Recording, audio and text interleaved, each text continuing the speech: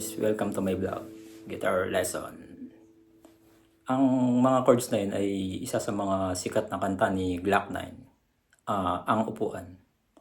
Ang nilalaman na ang guitar lesson na ito ay may tatlong uri. Ang pagko-chord voicing,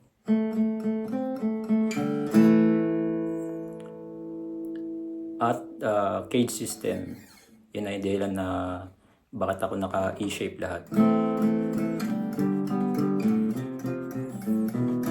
Parehas na chords. Pero ang original na chords nun, A minor, G major,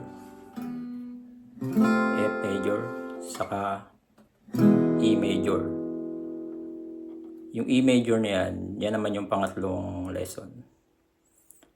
Yan ng kung bakit sa naging major.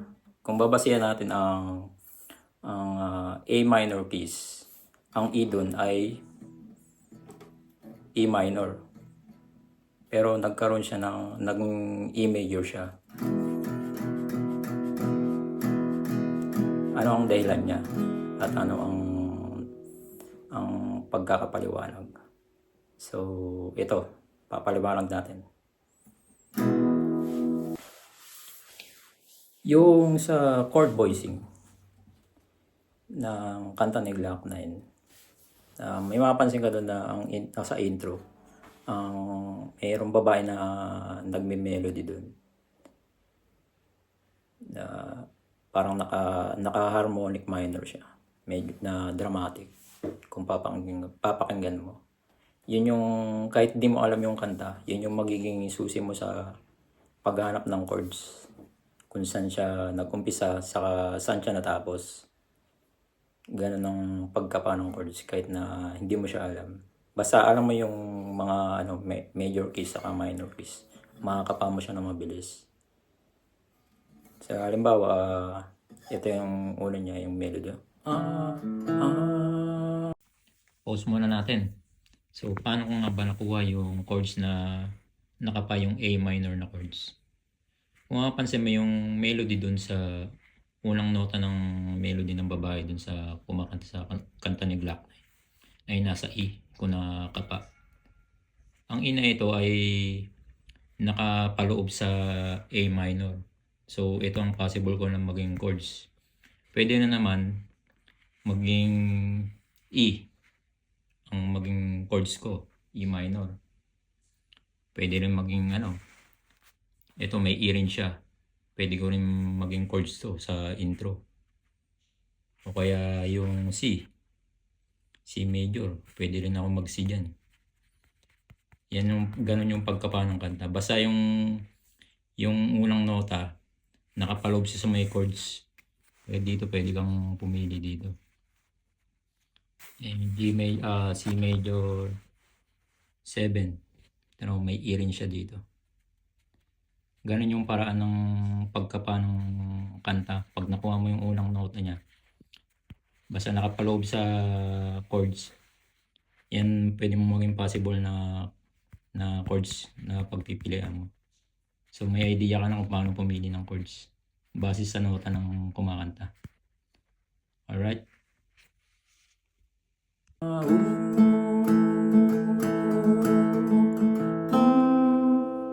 Mapapansin nyo yung tono niya doon ng pagkanta niya, pag melody niya, nandito rin sa part ng A minor, diba? Nakapaloob pa rin siya.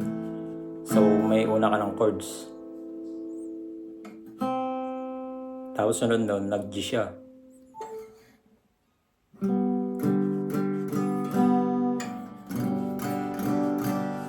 nag-G.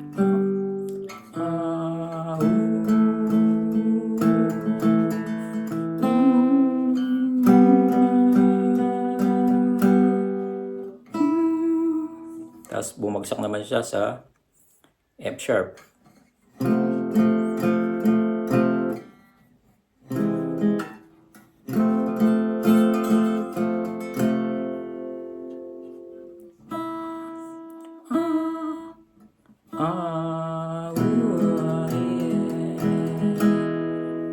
Pasensya na sa boses ko.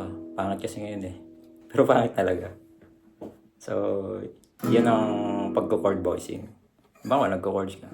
Basta nasa loob lang ng chords yun yung mga voicing niya. Kung kanya, pag nahanap mo na yung, yung nota ng kumakanta, nandun na rin yung chords na yun.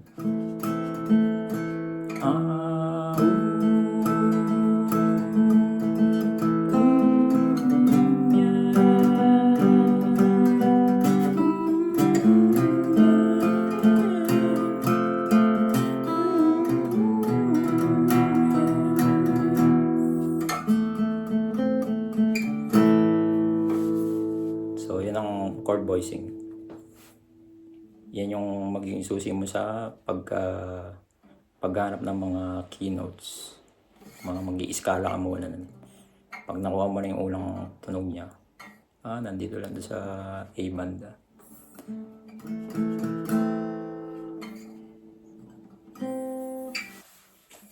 Tapos ngayon, mapapansin nyo, puro naka E shape.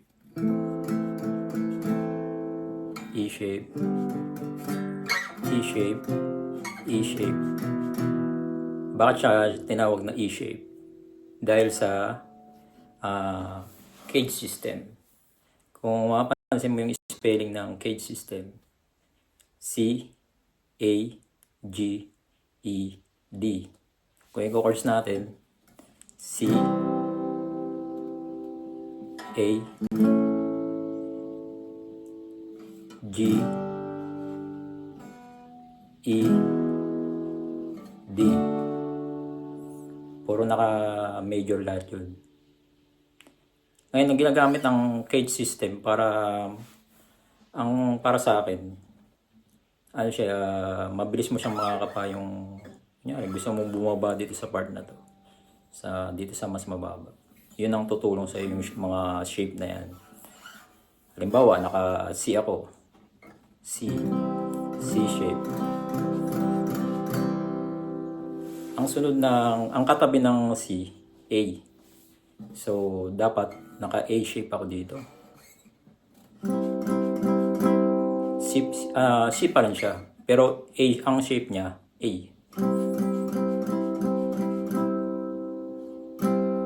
Diba? Paano ko nasigurado na A siya? Hanapin mo yung tonic note niya.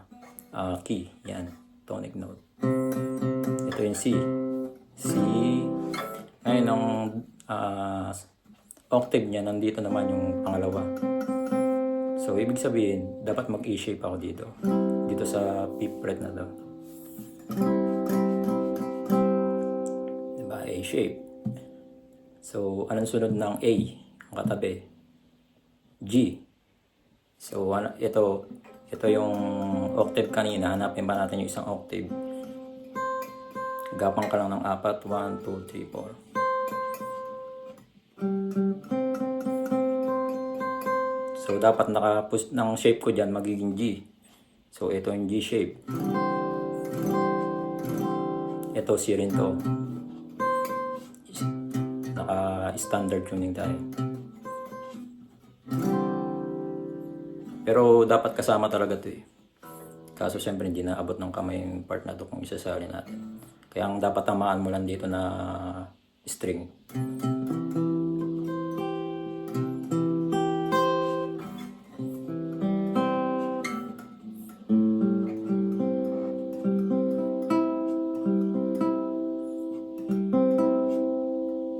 Diba? Magkakatunog lang siya. G. O, sa susunod na G. E. E shape. Saan na ba yung E shape? Paano mo siya mahanap dito sa part na to? Pagbababa pa ako. So, hanapin itong tonic note. Ito yung octave. Dapat naka-E shape ako dito. Kung iba-bar chords natin, iipitin mo to. Diba? Pag tinanggal ko siya, E-shape na siya. So, kung gusto ko pang bumaba sa part na to, yan. Ito yung C.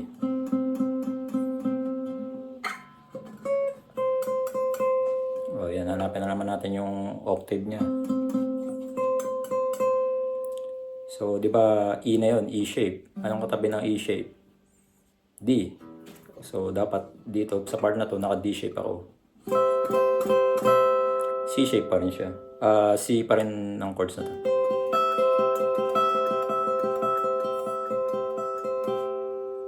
Pag inatras ko yan, magiging B na yan. Kasi yung nota na to, C yan eh. Pag inatras ko yan, magiging B yan.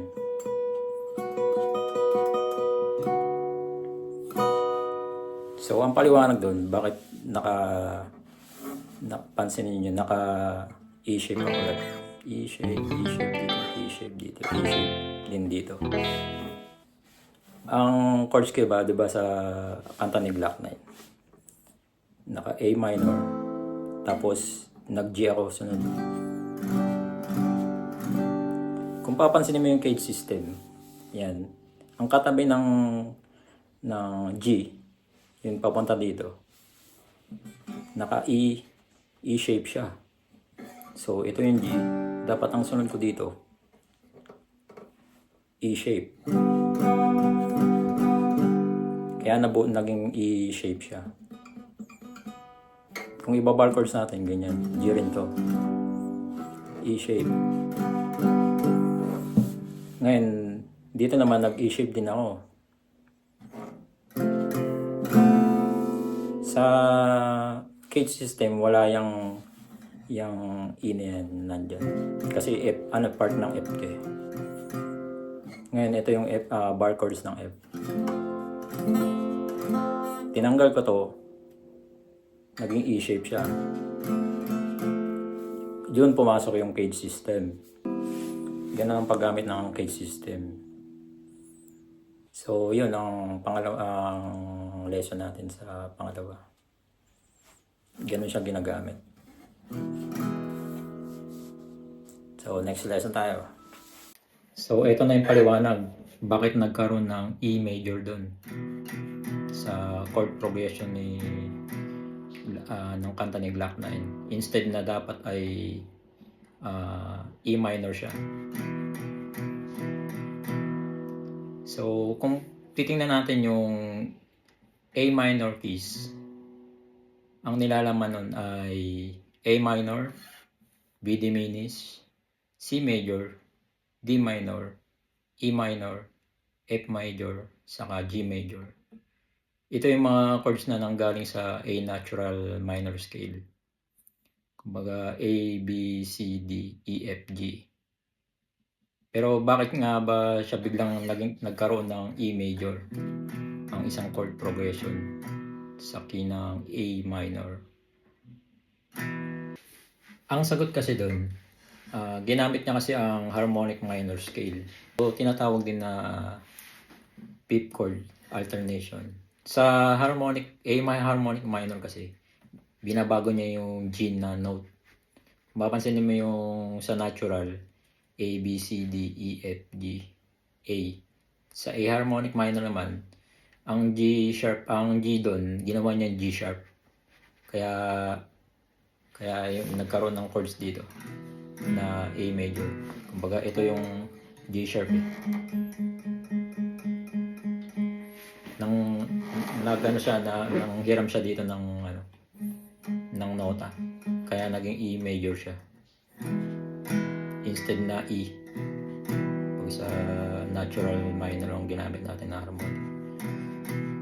Kapag ginagamit kasi scale na yun nga, yung E chord ay hindi na nagiging E minor, kundi nagiging E major na siya. So, bakit nga ba ginawa ito? Ginawa yun, ang E major kasi na fifth chord, para magkaroon siya ng yung strong resolution sa tonic na A minor. Kumbaga, bago siya mapunta sa A minor, nagkaroon muna ng istorya na dramatic. Yan, naging emotional.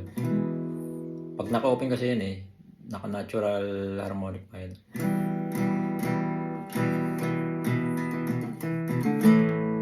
Pero pagka yan, naka E major siya, di ba mabigat?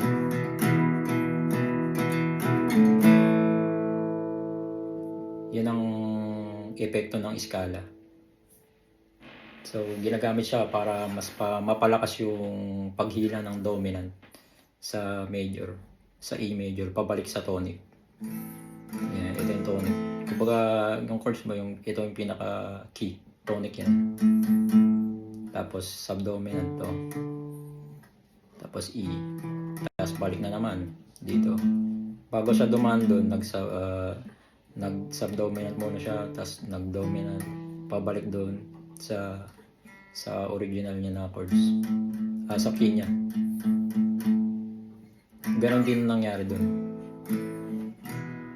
Kumbaga, ano yun parang kwento na tahimik yung A minor, tapos dumaan siya sa palakas ng palakas ang conflict niya. Nagkaroon ng G, tapos F, tapos biglang sa bandang malapit na panghuling chords, nagkaroon siya ng yung dramatic na o climax at yung tension niya bago bumalik sa kalmado na A minor.